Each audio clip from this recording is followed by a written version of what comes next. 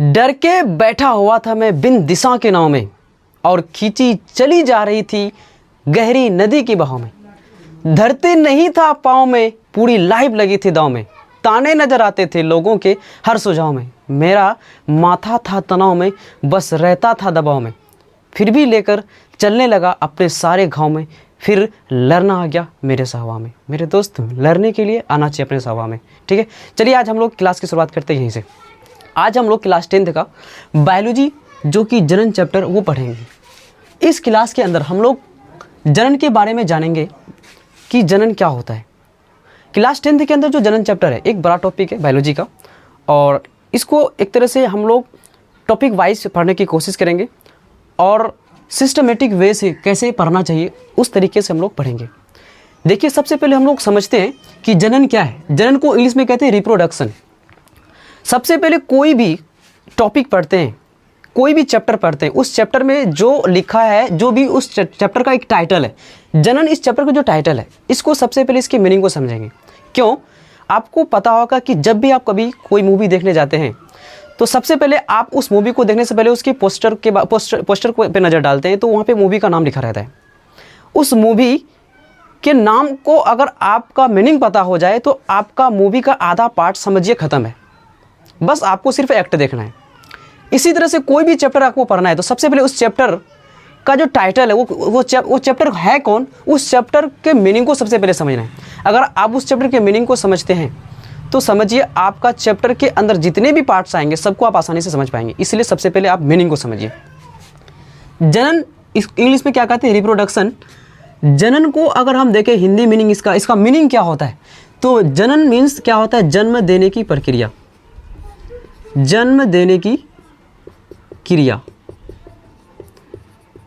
इसका एक मीनिंग निकल के आता है। क्या? जन्म देने की क्रिया। जन्म देने की क्रिया जो होता है वही जनन होता है।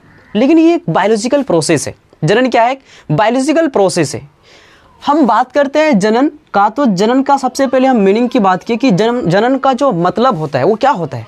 जनन का मतलब होता है जन्म देने की क्रिया। जन्म देने की क्रिया। किसको जन्म? किसी बच्चा को जन्म क्या, किसी संतान को जन्म बोल सकते हैं आप। लेकिन ये एक प्रोसेस है, एक प्रक्रिया है। अब बात करेंगे कौन सा प्रक्रिया? एक तरह से जैविक प्रक्रिया है ये जैव प्रक्रम नहीं है। बहुत सारे ऐसे बच्चे कंफ्यूज होंगे, क्या जैव प्रक्रम एक का हिस्सा है ये जनन? तो हम बात करेंगे कि जैव प्रक्रम का हिस्सा जनन नहीं है, क्योंकि जैव प्रक्रम एक ऐसे प्रोसेस होते हैं, एक ऐसे प्रक्रिया होते हैं, एक ऐसे प्रोसेस होते हैं जिससे जीवों का जीना संभव नहीं हो सकता है। इसके बिना जीवों का जीना संभव नहीं हो सकता है। ऐसे प्रोसेस को हम लोग कहते हैं जैव प्रक्रम। जैव प्रक्रम मीन्स व्हाट? जैव प्रक्रम का मतलब होता है एक ऐसे प्रोसेस जिसके द्वारा जीवों का जीना संभव ही नहीं हो। ऐसे प्रोसेस को, ऐसे प्रक्रिया को हम लोग जैव प्रक्रम कहते हैं। जैसे एग्जाम्पल से समझिए, अगर हम लोग पोषण नहीं करें, खाना नहीं खाएं, श्वसन नहीं करें, एनर्जी हमको प्राप्त नहीं हो, उत्सर्जन नहीं करें, तो परिवहन नहीं हो, तो हम लोग का जीना संभव नहीं हो सकता है। लेकिन अगर हम लोग जनन नहीं करें, क्या हम लोग जीवित नहीं रह सकते? जीवित रह सकते हैं, बल्कि अपने पीढ़ी को बढ़ा नहीं सकते। इसलिए इस जनन प्रोसेस से हम लोग तो जिंदा रह सकते हैं, जीवों का जीना संभव है। तो इसलिए जैव प्रक्रम का एक हिस्सा नहीं है। तो यहाँ से एक पॉइंट आपका क्लियर हुआ कि जो जनन होता है ये जैव प्रक्रम का एक हिस्सा नहीं है। अब आप समझिए कि कैसा प्रक्रिया? एक जैविक प्रक्रिया है, एक बायोलॉजिकल प्रोसेस है, एक ऐसे प्रोसेस है। अगर आपको जनन के बारे में अगर आपको डिफाइन करना हो तो जनन बोले तो क्या? बच्चे को पैदा करने की क्रिया। जब कोई, मान लीजिए कोई लड़का है और कोई लड़की है, लड़का और लड़की, इसका लड़का और लड़की, इसके ये जो है इसके पास भी युग्मक होते हैं, इसके पास भी युग्मक होते हैं। अभी इसके बारे में चर्चा करेंगे हम लोग। जैसे लड़का और लड़की, ये दोनों के जब मिलन से, तो इसके शुक्राणु और इसके अंडाणु का मिलन होता है, एक नए बेबी का, एक संतान का फॉर्मेशन होता है। तो ये प्रोसेस जो है बच्चा का फॉर्मेशन यानी कि बनने का, यानी कि एक नया संतान पैदा करने का, ये प्रोसेस एक तरह से जनन है। तो जनन को अगर आप डिफाइन करेंगे तो कैसे करेंगे कि एक ऐसे प्रक्रिया या एक जैविक प्रक्रिया बोल सकते हैं, एक ऐसे प्रक्रिया जिसके द्वारा जीव अपने जैसे संतान को पैदा करता है, या अपने जैसे संतान बोलिए या बोलिए बच्चा पैदा करता है, तो उसे जनन कहते हैं। आप इसको एक और भी तरीके से, 2-3 तरीके से इसको परिभाषित कर सकते हैं, लेकिन जो एक तरह से आपको जो समझ में आता है भाषा, आप देख पा रहे हैं जनन में क्या होता है। जनन मीन्स क्या? जन्म देने की प्रक्रिया। और कैसे जन्म? अपने जैसे संतान, अपने जैसे बच्चे को जन्म देना। जैसे एग्जाम्पल के तौर पर यहाँ पे जो लिखे अपने जैसे संतान या अपने जैसे बच्चा, आपने देखा कि मनुष्य का बच्चा मनुष्य ही पैदा लेता है। अगर हम बात करें जानवर का बच्चा में से, कुत्ता का बच्चा कुत्ता ही जन्म लेता है, कुत्ता से कुत्ता का ही बच्चा पैदा लेता है। तो यह क्या कर रहा है? अपने जैसे संतान को पैदा करता है, अपने से समान। विभिन्नताएं आता है, उसके अंदर विविधताएं होती है, लेकिन अपने जैसे ही एक समान, जैसे एक अपने जैसे ही संतान को पैदा कर रहे हैं। तो ऐसे प्रोसेस को हम लोग क्या कहेंगे? जनन कहेंगे। जनन मीन्स क्या? जन्म देने की प्रक्रिया। ये एक प्रोसेस है, एक बायोलॉजिकल प्रोसेस है। अगर हम बात करें जनन का, तो एक जैविक प्रक्रिया है। ये क्या है? आप ऐसे भी लिख सकते हैं कि जनन एक जैविक प्रक्रिया है, जीवों में होने वाला एक प्रक्रिया है। तो ये एक ऐसे प्रक्रिया है जिसके द्वारा जीव अपने जैसे संतान को पैदा करता है, तो उसे क्या कहते हैं? जनन। अब कुत्ता का बच्चा से अगर बिल्ली पैदा ले ले, तो वो एक तरह से क्या है? अपने जैसे संतान को पैदा नहीं किया, वो जनन का प्रोसेस नहीं मानेंगे इसको हम। बच्चे पैदा करने का मीनिंग क्या? जनन का मतलब बच्चे पैदा करना, लेकिन कैसा बच्चा पैदा करना? अपने जैसे संतान को पैदा करना, अपने जैसे बच्चे को पैदा करना, ये प्रोसेस होता है। तो इसको हम लोग क्या कहते हैं? जनन कहते हैं। अब बात आता है यहाँ पे कि जीवों के लिए जनन क्यों जरूरी है? हम लोग जीव हैं, हम लोगों के लिए जनन क्यों जरूरी है? या आप कोई भी जीव का बात कीजिए, लोग यानी कि जीव जनन क्यों करते हैं? अब पॉइंट ये आता है कि जीवों के लिए जनन क्यों जरूरी है। बात ये भी आता है कि क्यों जनन जरूरी है। आप सोचिए थोड़ा सा अपने अंदर, अगर हम लोग जनन नहीं करें, बच्चे पैदा को नहीं करें, थोड़ा सा समझिए, हम लोगों का एक टाइम पीरियड होता है, कुछ समय के बाद हम लोग मर जाते हैं।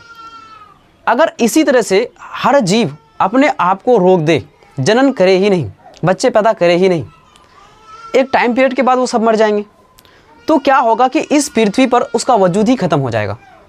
वो इस पृथ्वी पर उसका वजूद ही नहीं रहेगा, उसका अस्तित्व ही नहीं रहेगा। इसलिए हम लोग सभी जीव, इस प्रकृति का एक रूल है, इस प्रकृति का एक नियम है कि सभी जीव अपने संतान को पैदा करता है ताकि मेरा अस्तित्व बना रहे, मेरा पीढ़ी दर पीढ़ी बना रहे, जीवों का अस्तित्व खत्म नहीं हो। जैसे एक मनुष्य भी संघर्ष करता है कि इस पृथ्वी पर मेरा जो जाति है, मनुष्य का जाति, ये मनुष्य का जाति बरकरार रहे, बनाए रहे, हमेशा निरंतरता बना रहे, ताकि आने वाले समय में भी जीव मनुष्य का ही पाया जाए, खत्म नहीं हो इसका वजूद। उसी तरह से अगर हम बात करें जानवरों का, तो जानवर भी चाहता है कि मेरा भी एक पीढ़ी बना रहे इस पृथ्वी पर। तो इस तरह से लोग, या इस तरह से जो जीव होते हैं, इस तरह से जितने भी जीव हैं, सभी जीवों का एक नियम है कि वो सभी जीव जनन करते हैं। इसलिए जनन करते हैं ताकि अपने जीवों का जो निरंतरता है वो बना रहे, जीवों का निरंतरता बना रहे। ये अपने निरंतरता यानी कि इस पृथ्वी पर वजूद बना रहे, इसके लिए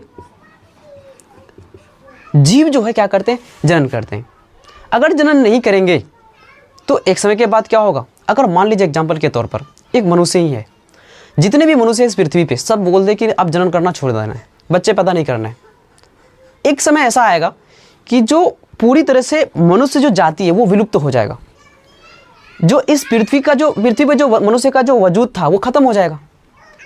इसलिए हम लोग जनन करते हैं ताकि मेरा वजूद बना रहे, इस पृथ्वी पर मेरा वजूद बना रहे, पीढ़ी दर पीढ़ी बना रहे। यानी अपने निरंतरता को बनाए रखने के लिए जीव क्या करते हैं? जनन करते हैं। इसके और भी आप इसके बारे में और लिख सकते हैं। तो हम आपको हम समझा रहे हैं कि जीव क्यों जनन करते हैं। जीवों का निरंतरता बना रहे, कंटिन्यूटी बना रहे, आने वाले पीढ़ी में भी जीव नजर आए, अपनी जाति नजर आए, पृथ्वी पर एक अस्तित्व तो बना रहे। ठीक है, तो ये है आपका जनन और जनन के बारे में कि जनन क्यों जरूरी है। अब बात करते हैं आगे, क्या सभी जीव एक ही तरह से बच्चे को पैदा करते हैं? क्या एक ही तरह का जनन का प्रोसेस है सबके पास? तो बात आता है यहाँ पे नहीं। सब जीवों का मतलब कि बहुत सारे ऐसे जीव हैं इस पृथ्वी के अंदर। अगर हम पूरी पृथ्वी की बात करें तो सबका जो बच्चा पैदा करने की जो प्रोसेस है, संतान को पैदा करने का जो प्रोसेस है, वो एक अलग अलग प्रोसेस है। तो इस पृथ्वी पर जो उच्च श्रेणी के जो जंतु हैं, उच्च श्रेणी के जो जीव हैं, उच्च श्रेणी के कुछ पौधे भी हैं, उच्च श्रेणी में कुछ जीव भी आ जाते हैं, जैसे जंतु आ जाते हैं, जैसे जानवर में आ गया, मनुष्य हो गया, ये उच्च श्रेणी के जैसे सब क्या है, जीव हैं। इसके लिए एक अलग प्रोसेस होता है। और कुछ निम्न श्रेणी के जीव हैं इस पृथ्वी पर, और उस निम्न श्रेणी जैसे बैक्टीरिया हो गया, वायरस हो गया, ये सब निम्न श्रेणी के जीव हैं। इन सब के लिए एक अलग प्रोसेस है। हम बात करते हैं जनन के प्रकार का। क्या सभी जीव क्या एक ही प्रोसेस है बच्चा पैदा करने का? तो बात आता नहीं।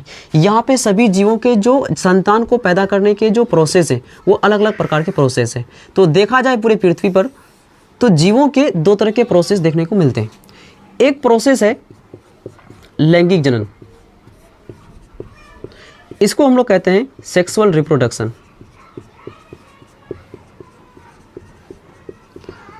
और दूसरा है अलैंगिक जनन। अलैंगिक जनन को हम लोग कहते हैं इंग्लिश पे असेक्सुअल रिप्रोडक्शन। रिप्रोडक्शन को हम शॉर्टकट में रिप्रोडक्शन कहते हैं, ठीक है। लैंगिक जनन ये भी जन्म यानी कि संतान को पैदा करने का एक क्या है, एक विधि है, एक तरीका है। अलैंगिक जनन भी संतान को पैदा करने का एक तरीका है, एक विधि है। अब समझते हैं कि लैंगिक जनन किस पे, अलैंगिक जनन किस पे।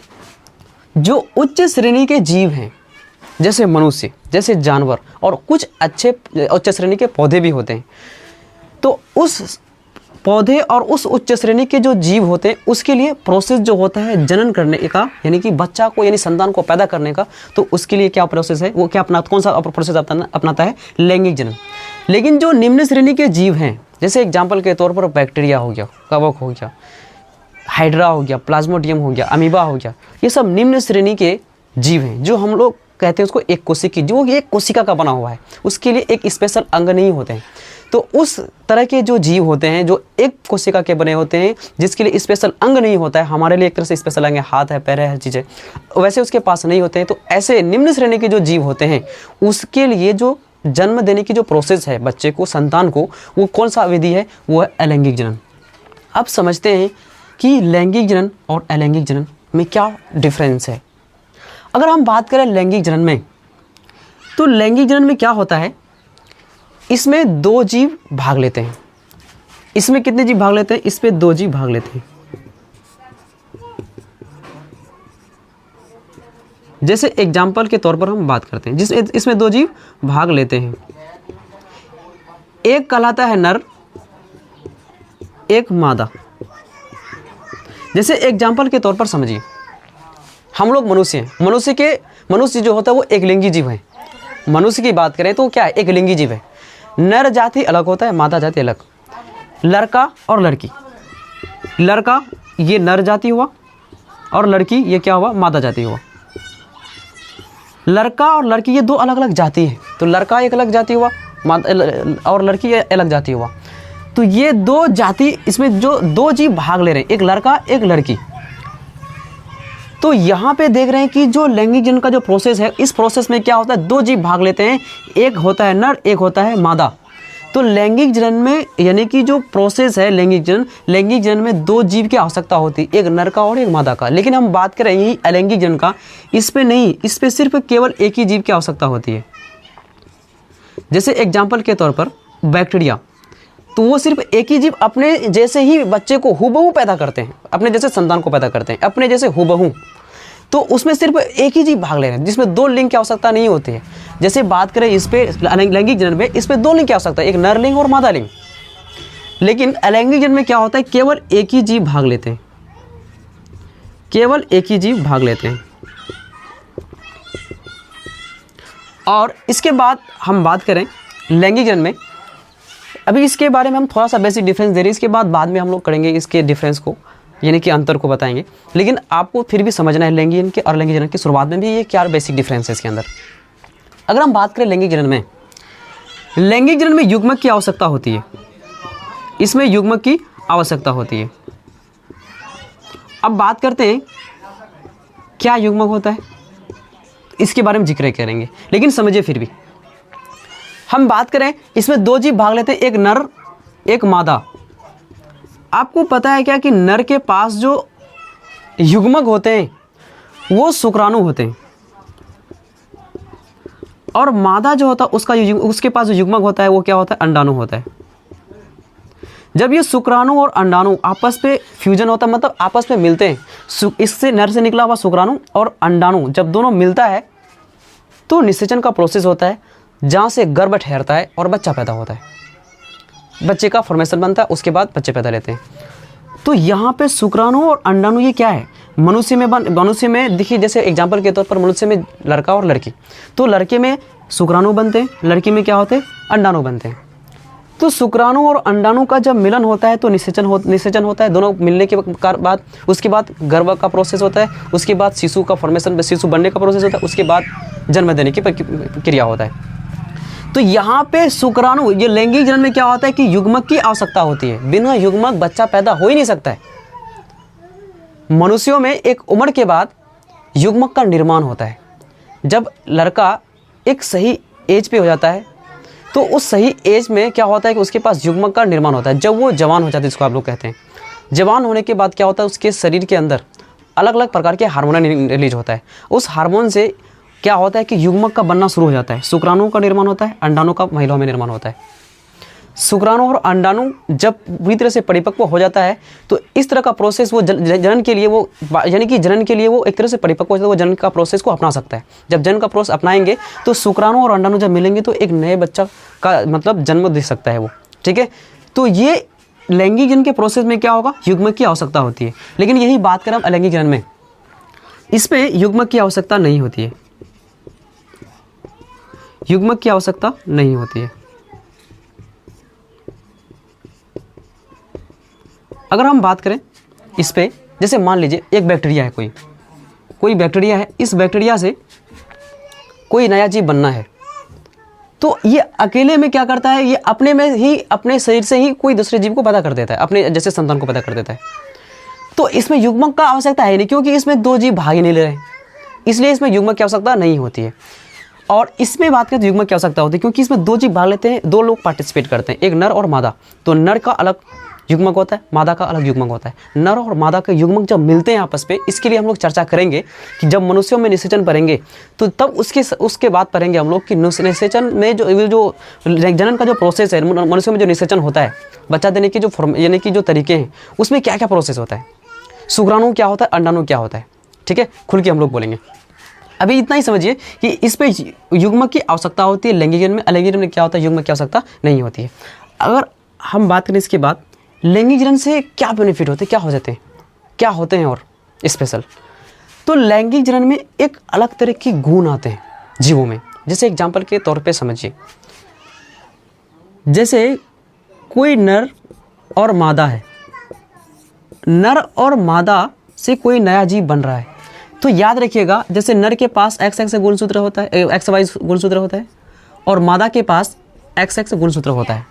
जब कोई नया जीव बनता है लैंगिक जनन में, तो नर और मादा से तो 50% नर से 50% मादा से गुण आता है। इसके पास 46 गुणसूत्र होते हैं, इसके पास 46 गुणसूत्र होते हैं। 46 में से 23 X गुणसूत्र, 23 Y गुणसूत्र, इसमें भी 23 X सूत्र, 23 X गुणसूत्र। जब इससे X मान लीजिए आ गया तो यहाँ पे बेटी का निर्माण होगा। अभी वो बात का मतलब की टॉपिक है, लेकिन अभी बता रहे हैं आपको। जैसे मान लीजिए नर और मादा से कोई जीव बन रहा है, तो नर और मादा से जो जीव बन रहे हैं तो 50% इसका भी गुण, 50% इसका भी, दोनों का गुण आता है यहाँ पे। जब दोनों का गुण आ रहा है आधा आधा करके, तो एक नया गुण वाला पदार्थ, नया गुण वाला जीव बनेगा कि नहीं बनेगा। तो ये क्या होता है कि लैंगिक जनन में एक नए गुण वाले जीव का निर्माण होता है, एक नए गुण वाले, और ये नए गुण वाले जीव का निर्माण तो होता है, उसके साथ साथ कुछ परिवर्तन भी लाता है अपने अंदर, एक अलग परिवर्तन जो मम्मी और पापा से पूरी तरह से अलग होता है।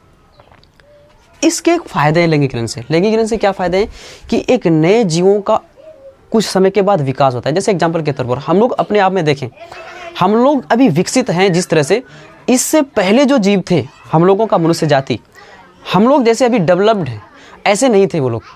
हम लोगों से पूरी तरह से, अगर हम लोग को मैच कराए उन लोगों से, तो पूरी तरह से अलग हैं।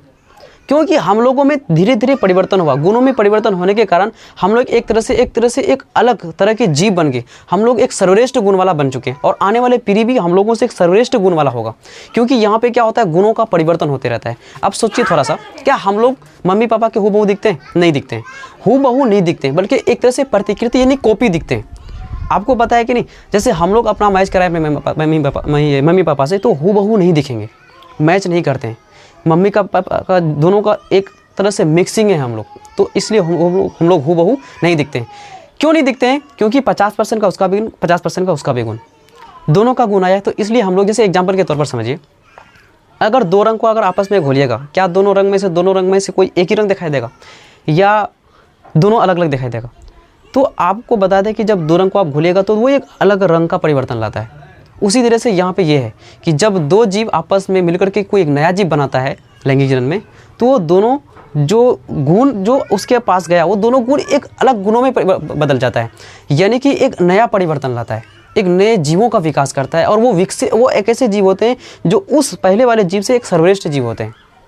ठीक है, तो ये होता है इस पे। और इस पे क्या होता है कि एक तरह से इसमें विविधता आता है। विविधता बोले तो क्या, एक तरह से परिवर्तन, एक अच्छा परिवर्तन कुछ दिन के बाद हो जाता है। जैसे हम लोग अपना बात किए कि हम लोग अभी जिस तरह से दिखाई दे रहे हैं, हम लोग जिस प्राणी से पहले से हम लोग आ रहे हैं, हम लोग के जो पूर्वज थे वो हमारे पूर्वज ऐसे नहीं थे। हम लोग जैसे अभी हैं, हम लोग विकसित हैं जैसे वो लोग विकसित नहीं थे उस समय में। तो ये क्या हुआ, धीरे धीरे एक तरह से परिवर्तन लाया। ये कैसे परिवर्तन लाया? ये लैंगिक जनन अपनाने के बाद ही परिवर्तन आया। अगर हम बात करें ये अलैंगिक जनन का, ऐसा इस पर नहीं होता है, क्योंकि इसमें युग्मक की आवश्यकता ही नहीं होता है और ये अपने जनक के समान दिखते हैं। इससे जो पैदा होने वाले जो जीव होते हैं, ये हूबहू अपने जीव के समान ही दिखते हैं। अपने जैसे जो जनक, जो उसके पिता होते हैं, वो उसी के जैसे हूबहू दिखते हैं। इसमें तो मम्मी पापा का कोई रोल नहीं होता है, लेकिन जो पैदा करता है, जो जनक, जिससे ये पैदा होता है कोई भी जीव इस प्रोसेस में, वो अपने जनक के समान, जो उसको पैदा किया, इससे होने वाले जो जीव पैदा लेते हैं वो अपने ही जनक के समान होते हैं। लेकिन यहाँ पे लैंगिक जनन में क्या होता है कि जनक के समान नहीं होते। जैसे हम लोग, जो हम लोगों को पैदा किया मम्मी पापा, क्या हम लोग हूबहू उसी जैसे हैं? नहीं है, हम लोग प्रति करती है, कॉपी है, लेकिन हूबहू नहीं है। लेकिन इस पर क्या होता है, हूबहू होते हैं।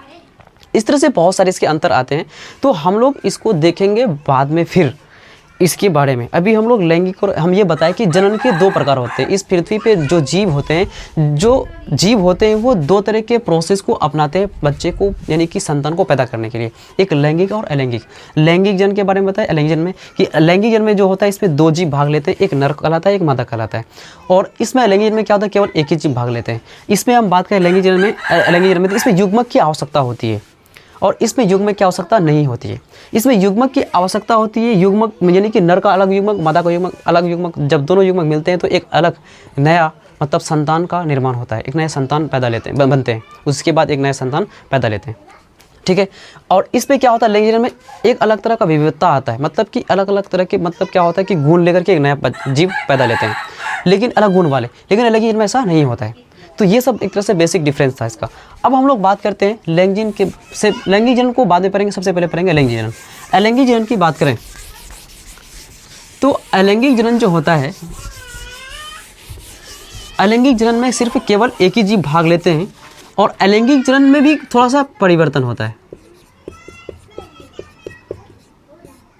अलैंगिक जनन तो प्रोसेस है, केवल एक ही जीव भाग लेते हैं और युग्मक की आवश्यकता नहीं होती है, लेकिन थोड़े तरीके कुछ जीवों के अलग होते हैं। एक ही जीव से दूसरे जीव बनते हैं, लेकिन इसमें भी कुछ अलग अलग तरह के अंतर हो, अलग अलग तरह के परिवर्तन है। जैसे अलैंगिक जनन की बात करें तो ये 4 प्रकार से दिखते हैं अलैंगिक जनन। अलैंगिक जनन में क्या होता है, विखंडन एक प्रोसेस है, विखंडन जो इसी का प्रकार है, एक इसी का पार्ट है। जीव तो एक ही होते हैं, एक ही जीव से दूसरा जीव जन्म लेता है, लेकिन तरीके अलग है। अलैंगिक जनन एक होता है मुकुलन, एक होता है पुनर्जनन और एक होता है बीजाणु जनन। ये सभी है। और विखंडन की बात करें तो ये भी 2 प्रकार के होते हैं। इसमें भी विखंडन में भी 2 तरह का देखा देता है, एक होता है द्विखंडन, एक होता है बहुखंडन। हम लोग एक एक करके सबका जिक्र करेंगे। अलैंगिक जनन का सबसे पहले विखंडन के प्रकार, उसके बाद मुकुलन का जिक्र करेंगे, उसके बाद पुनर्जनन का करेंगे, उसके बाद बीजाणु जनन का करेंगे, एक एक करके। ठीक है, उसके बाद हम लोग आज का वीडियो यहीं तक रखते हैं। ठीक है।